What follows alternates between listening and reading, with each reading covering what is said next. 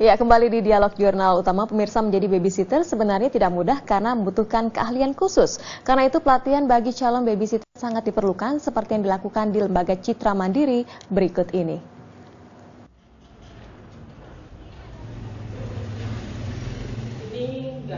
Inilah suasana pelatihan babysitter di Citra Mandiri. Selama 3 bulan, para babysitter ini dibekali dengan berbagai pengetahuan terapan, seperti etika, perawatan bayi dan balita, ilmu jiwa anak, dan kebersihan. Sebagian besar babysitter ini hanya berlatar belakang pendidikan SMP dan sebagian SMA. Namun dalam waktu singkat saja, mereka dituntut untuk membesarkan anak orang-orang berpendidikan tinggi dengan dasar ilmu kesehatan dan kejiwaan yang akurat dan telaten. Bidan Pelatih Eri Juriah mengaku melatih remaja dari desa untuk siap menjadi babysitter dalam waktu singkat memang tidak mudah. Apalagi melatih untuk menganggap serius hal-hal yang terlihat sepele seperti tak boleh bertelepon lama-lama saat mengasuh bayi. Jadi mereka itu harus saya berikan pesan bahwa kalian menjaga anak majikan, ingat. Kalian ber-HP ria, pasti anaknya akan jatuh. Pasti anaknya akan lari, tahu-tahu digondol orang, saya bilang gitu. Akhirnya kalian masuk kantor polisi, mau urusan polisi, orang tua kalian juga dituntut nanti. Babysitter itu tadi kan udah. Salah seorang babysitter, Dwi, mengaku merasakan manfaat pelatihan di Citra Mandiri. Misalnya, kalau dulu pengetahuannya tentang kesehatan anak minim, berkat pelatihan ini Dwi sudah bisa mengenali gejala anak sakit dan menguasai perawatan demam. Walaupun mencintai dan mulai menguasai profesinya, Dwi menyadari bahwa sebagai babysitter ia tetap bukan pengganti orang tua. Oleh karena itu, pada setiap penempatan, ia berniat memfasilitasi kedekatan antara anak yang diasuhnya dengan kedua orang tuanya. Seorang suster kan cuma pekerja sementara, sedangkan kalau majikan udah nggak memakai pekerja baby sister kan otomatis orang tuanya sendiri yang mengasuh. Jadi biar mereka juga nggak kerepotan sewaktu ditinggal baby sisternya. Dengan pelatihan bersuasana kekeluargaan dan penerapan disiplin yang tinggi, Citra Mandiri berupaya agar lulusannya dikenal sebagai babysitter dengan etika kerja yang tinggi. Sehingga babysitter bukan lagi sekedar menjadi pekerjaan kasar bagi tenaga yang tak terlatih, melainkan menjadi profesi yang bermartabat. Grace Setio, Indar Mawan, dan Muhammad Faisal, Berita 1, Jakarta. Ya, pemirsa, jumlah babysitter saat ini cukup besar, namun hingga saat ini belum ada kode etik profesi. Meski begitu, Asosiasi Pelatihan dan Penyaluran Pekerja Rumah Tangga Seluruh Indonesia atau APPSI berusaha menerapkan etika profesi secara ketat.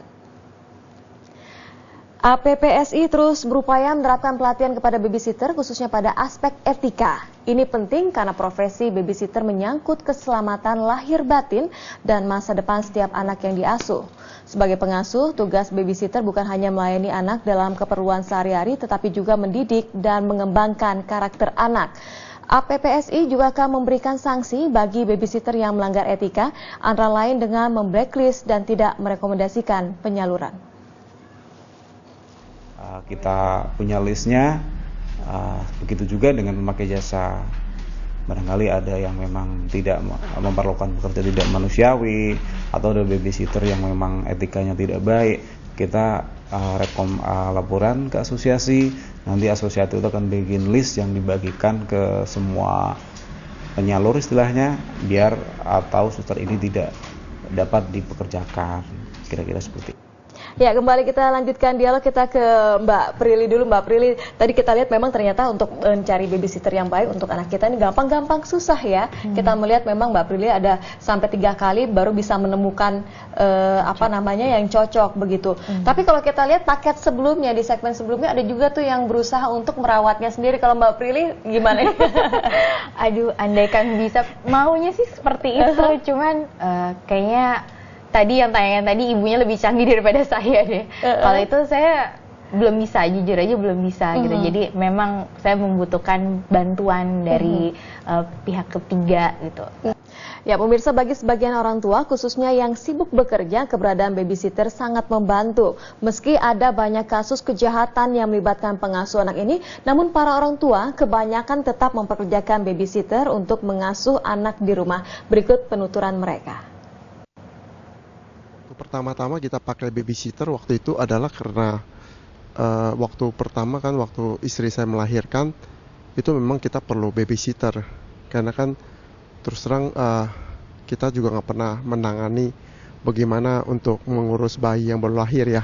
Pertama saya waktu itu masih kerja, jadi harus ada yang menjaga bayi saya waktu saya ke kantor. Kedua, saya juga belum gitu pengalaman, makanya saya cari babysitter yang sudah pengalaman 10 tahun waktu itu. Kadang ya tidak ada yang sempurna, ada kelebihan, ada kekurangan gitu loh. Kontranya ya sementara sih nggak ada. Ya. Walaupun saya nggak bekerja, tapi saya masih tetap pakai babysitter. Jadi kalau andai pun saya punya urusan keluar, itu akan lebih mudah. Terus kalau kontranya sih mungkin juga kita nggak bisa 100% percaya sama babysitter. Jadi masih tetap harus dikontrol gitu. Baik, dan pemirsa, demikian dialog kita kali ini. Informasi lainnya akan hadir saat lagi, tetaplah di Berita 1.